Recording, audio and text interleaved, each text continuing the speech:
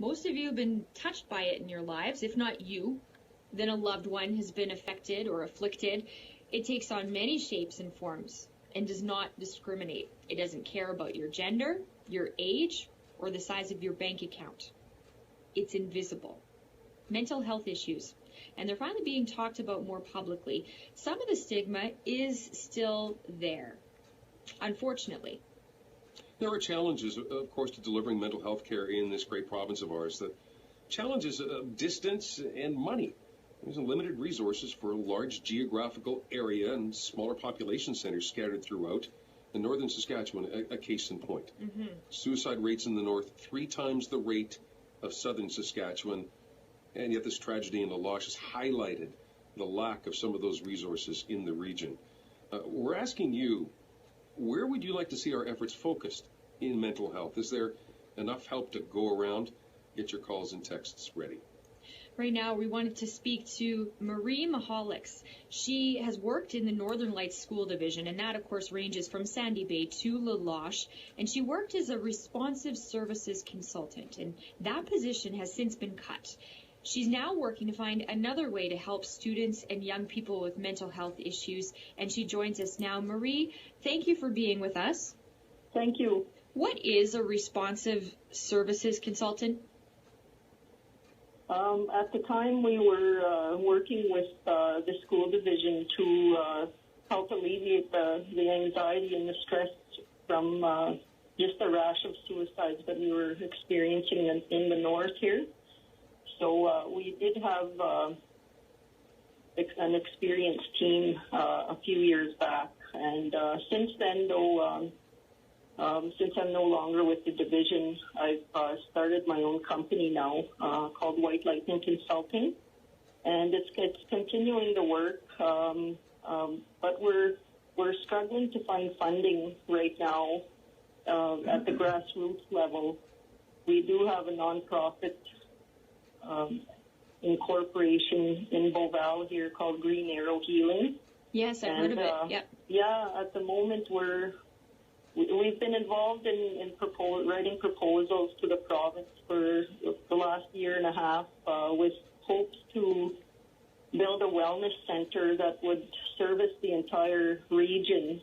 But I think that just with the approach to mental health that we've experienced in the past, we all know that something needs to shift. Back in 2013, the province had a mental health survey carried out. And, we have the facts now and we have the documentation. Was that Marie, sorry, let me stop you for a second. Was that the survey that found that only 72% or the provincial rate is that 75% of people report their mental health as being good, but in that area of the province, in the north, it showed that only 56% of the people living there felt that their mental health was good?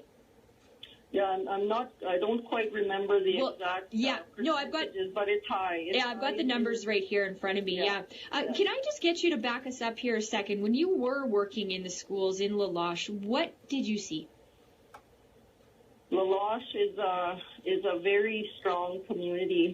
The people are beautiful, very strong sports culture and recreation, and it was just a joy and a pleasure. I actually did my teaching internship there back in 1993, and it was just an awesome place to work. So, it's just sad that it takes tragedies like this for it to hit the front page in the radio stations, for us to be able to get some attention. And we're hoping, out of every challenge comes opportunity. Marie, sorry, let me interrupt here for a second, because we'll get to what we can do in a second here. I just wanted to get a little bit more of your experience. So are you from the north? Yes, I grew up, I was born and raised in Beauval. Beauval is about 2.5 hours, I guess we're east of Mihalicz. So we're not too far away up here. We're very close-knit, even though we're hours apart. We have close friends and ties with the surrounding communities. So, the teachers, the parents, the families are very close-knit. Is La Loche much different in its mental health needs as these other communities that you're trying to serve now, Marie? La Loche is quite a bit bigger than like Beauval. There's probably about 1,200 people population-wise here, and La Loche, it's smaller communities kind of outlaying. There's probably, I guess, 4,000 maybe total, so it's quite a bit bigger. And, social issues happen in all of the north. It's not just in La Loche. Every community has its challenges, so we're trying to focus on the strengths, especially with our youth, and that's what my focus has been on for the last 10 years, working with youth and trying to recognize their strengths and work with that, because a lot of our education and health systems are based on deficits. We know kids know what's wrong with them already, but we need to be supporting them with their strengths, and that's where we come in with our grassroots organizations are saying, we've got the solutions in our communities. We know that funding is tied to a lot of the government organizations, such as the health districts and the school divisions, and they do their work. They do a lot of good work. But the approaches are based a lot on the medical system. So if you want to see a counselor, you make an appointment and go in for a half hour, or that's the way the system works. But we're asking for the chance to bring our kids into a place that's safe for them, and that they have a chance to heal on the land with people that are from the north who are experienced and have the training, the specialized training.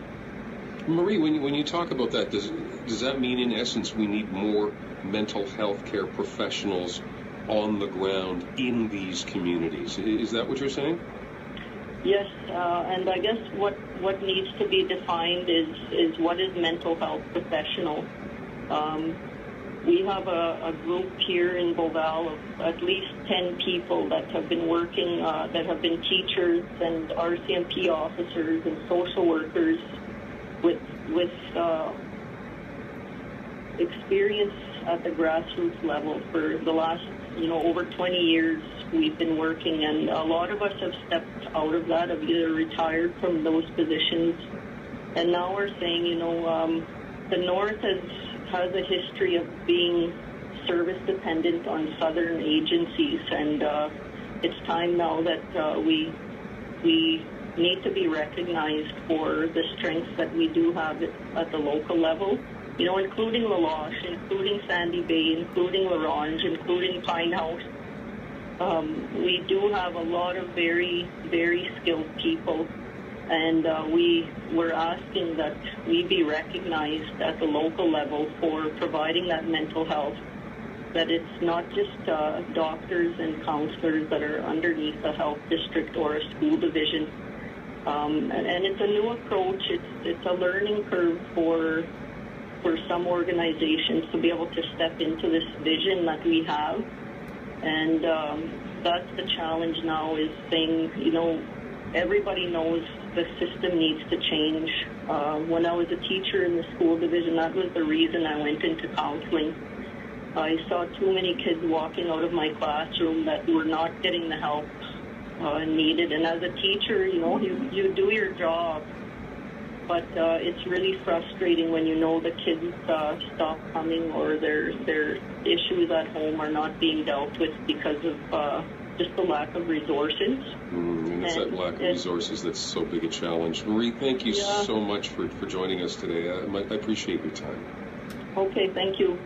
That's Marie Mihalicz. She worked in the Northern Lights School Division. That literally ranges from Sandy Bay to La Loche. She was a responsive services consultant there. Now runs a company called White Lightning Consulting, specializing in grief and trauma support. We are talking about mental health, and it's touched on and kicked off by the incidents in La Loche. And when we look at the suicide rates, they're 3 times higher than, say, Southern Saskatchewan, for example. But it is a broader issue across the province, and we're asking you, Where would you like to see efforts focused in mental health? Is there enough help to go around? How do you see this working? 1-877-300-7275 is the number to call. 306-306 on text. Your calls and your text next on 980 CJME at 650 CKOM.